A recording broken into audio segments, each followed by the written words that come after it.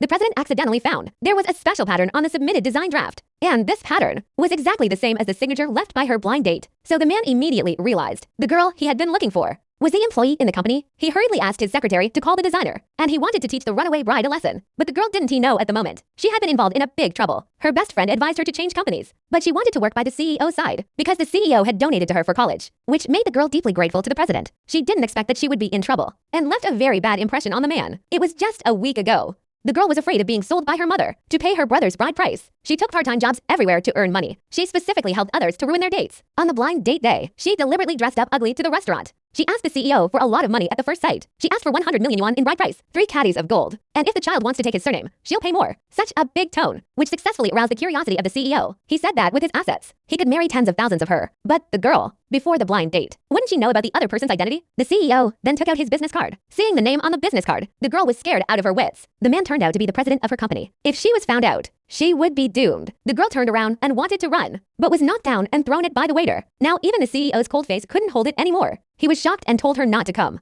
However, the two were still hugging each other. But at this moment, the man found that his strange disease didn't attack. It turns out that the CEO has a secret. Once he touches the opposite sex, he feels dizzy, and his vision would briefly turn black and white. This also led him to be a virgin until he was 30. To verify his guess, the CEO grabbed the girl and hugged her again. After 3 seconds, there was still no reaction. The man was pleasantly surprised. He didn't expect there was someone in this world who could cure his disease. To keep the girl, the CEO immediately agreed to all the demands he had previously made and said he could marry her right now. The girl immediately refused to make the CEO give up. She also said she had given birth to 3 children for her ex-boyfriend. The doctor said she had been seriously injured and she couldn't have children anymore. Unexpectedly, the CEO didn't care at all and volunteered to be the children's stepfather. After hearing this, the girl was almost convinced whether the CEO was out of his mind. Now he doesn't want to talk nonsense and just wanted to run away. Seeing that the girl was so ungrateful, the waiter quickly got up from the ground and grabbed the CEO's hand to volunteer. But who knew that after the two touched, the president immediately felt dizzy and nauseous, and his head felt like it was about to explode. The girl took the opportunity to slip away. The secretary came at this time. After the CEO recovered from the pain,